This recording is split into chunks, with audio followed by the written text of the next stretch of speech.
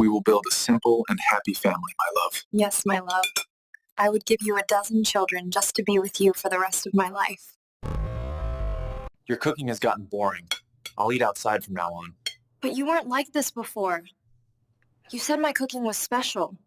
Where were you last night, and what are these kiss marks on your neck? I'm not happy in this home anymore. Living here is hell! I hope, my love, we'll still be like this when we grow old. Yes, my love.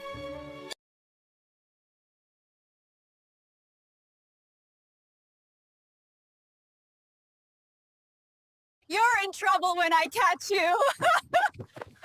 Catch me if you can.